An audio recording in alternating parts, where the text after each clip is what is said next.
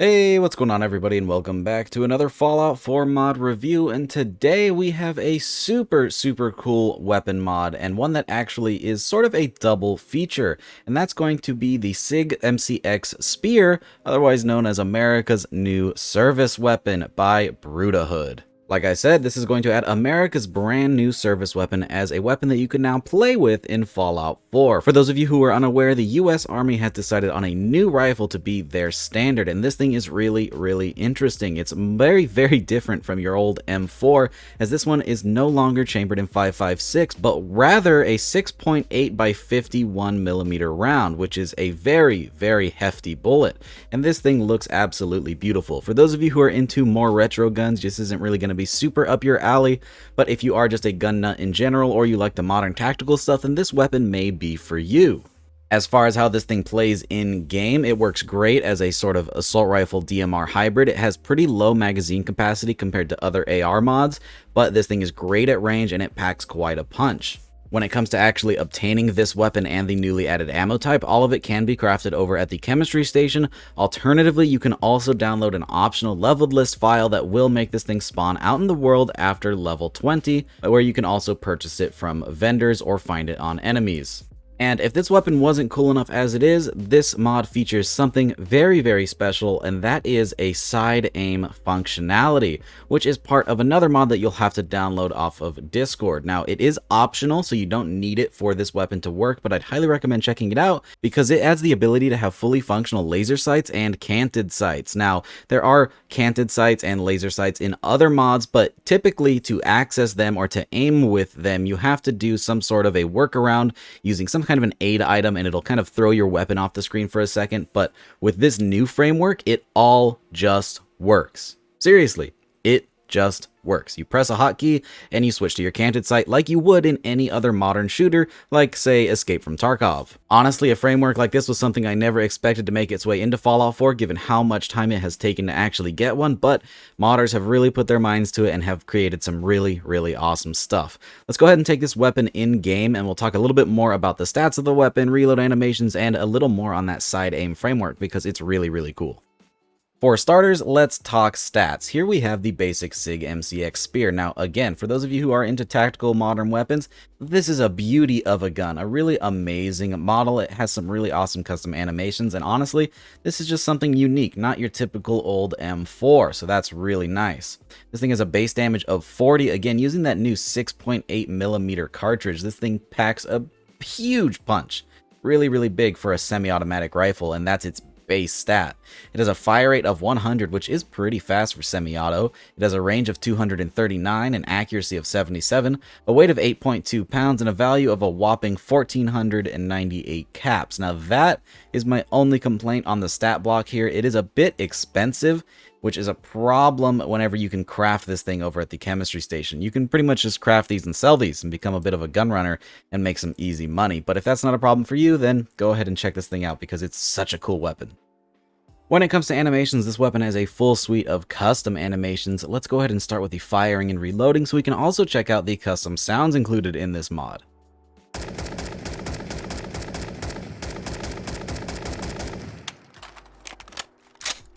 And while we're here, I also want to point out that this thing has a really nice set of iron sights. With such a clean, nice sight picture, it makes it easy to put down targets at a range, even when just using iron sights. We also have other custom animations like a custom bash, custom sprinting, and of course a custom grenade throw. In terms of accuracy, this weapon has no problem putting down targets at range, even with iron sights. Let's go ahead and check out these targets here at different ranges. This gun has no problem putting them down. But the thing that makes this weapon so special is, of course, that side aim framework. So whenever you aim down sights normally, of course, you're going to get your standard iron sights. But if you set up a hotkey with the side aim framework, it'll flip to the side, which adds an interesting new hipfire, and also we can aim that way as well, which doesn't seem like a big deal on the regular version of the weapon. But if we pull out something with, say, a scope, here we have our ACOG scope, and then if we throw over to the side aim, we can actually aim with the laser, which is really cool. Alternatively, you can throw on something like a canted sight. So again, here's your regular one, throw on the hotkey and it flips over, and there is our canted sight. And it all just works perfectly. No animations, no changing weapons, no scripts. It just works. It's so cool. When it comes to attachments over at the weapons workbench, we are working with a modern tactical weapon, so we have a lot of talk about and a lot of attachments to go through. Starting with receivers, we have the standard receiver, which gives you a base semi-automatic damage of 40, and then a base automatic damage of 26, but you can upgrade those up to your advanced and automatic powerful receivers, where advanced will give you a maximum semi-automatic damage of 70, and the automatic powerful will give you a maximum automatic damage of 46, though you can take these numbers higher with perks, of course. For ammunition, we have 3 different ammunition types, starting with armor piercing, full metal jacket, and hollow point, depending on which you prefer. Do you want more penetration, or do you want just a raw damage increase? Additionally, we have a ton of optics. We, of course, have the option for no iron sight, which will just use the standard iron sight. We can throw on the Sig Romeo 1, the Sig Romeo 1 with Riser, the Barska MRS, Hollow Sun, Belomo, Romeo XL3, the Trigicon MRO, SRO, and SRS, the Aimpoint T1, T2, and T2 with Riser, the EOTech and the EOTech with a magnifier, the Aimpoint Comp M4, the Trigicon ACOD, the Sig Romeo 4T in black and flat dark earth, the Leupold LCO, Vortex, Elcan C79 in black or flat dark earth or bronze. We also have the Sig Bravo 5, the EOTech Voodoo, the Night Force ATAC R, the Sig Tango 6 in black or flat dark earth, the UTG AccuShot, the Schmitten Rubin PM2, and the Vortex in, again, black or flat dark earth. Lots of scope options for this mod. For magazines, we only have a few options. We have the standard 20-round Spear Mag. We have 2 Magpul versions that are still 20 round but add a nice little curve to it in black and flat dark earth, and we also have the Spear 30 round mag for a bigger magazine capacity. For charging handles, we do have some options, though they are all visual. We have the Raptor, Raptor Red, SCH, Sig, and Standard. They won't do anything for your stats, but you can customize them. As far as rail goes, we have the same attachments for all of the rails except for the lower, so we'll only go through them once. We have the option for no rail, a flashlight in the form of an M600 or an X300, and then 2 laser sights, the PEC-15 or the DBAL-12. When it comes to the lower rail, you do have some grip options, of course with no grip, the AFG-2 in black, flat dark earth, or red, the FAB, the KAC, KAG, KAG in flat dark earth or red, the Mod 3 in black or flat dark earth, the RVG, the Tango in black or flat dark earth, and the UVG in black, flat dark earth, or red. When it comes to the upper and left rails, again, those are going to be the same as the right rail, so we'll go ahead and skip those for now.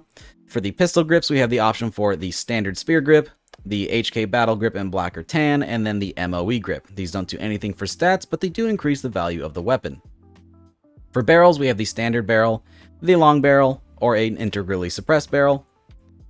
For stocks, we have the standard spear stock, an MCX stock, the BCM gunfighter stock, Viper stock, ultralight stock, buffer stock, skeletal stock slim, skeletal stock, the visor stock, which looks really interesting, the collapsible stock, the Magpul stock, the Daniel Defense, the Hogue, the UBR, and the PRS, if you're going to do a bit of sniping.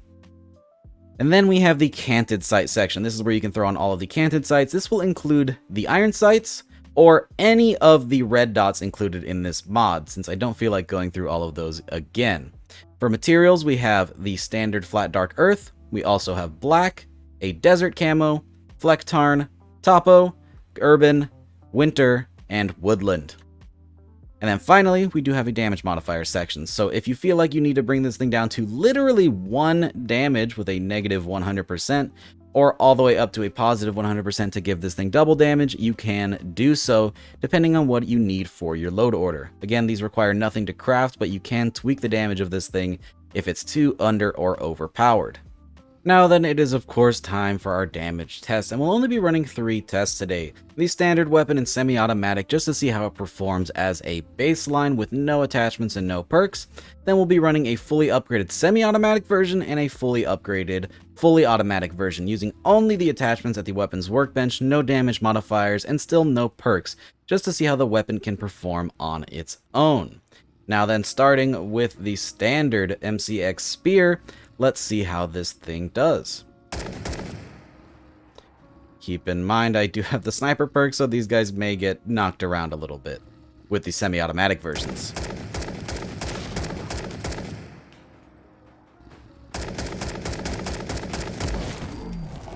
And using almost a full magazine, only 19 bullets to put down the Deathclaw, we might have been able to get it a bit sooner, though a couple of those missed the weak point. Honestly, not too bad for this thing.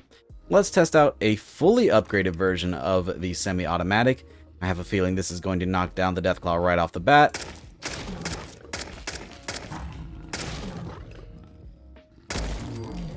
And it didn't.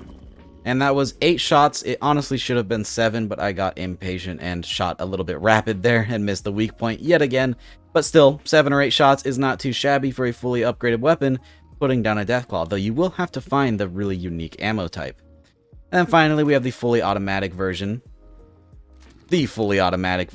My bad. And this thing, I will tell you, is really hard to control. I'll go ahead and show you what fully auto looks like on this weapon. It's pretty rough, so I'm going to do my best to keep this thing on target, and we'll increase our chances here by switching over to the side aim, but this is going to be rough. Let's go ahead and try it out.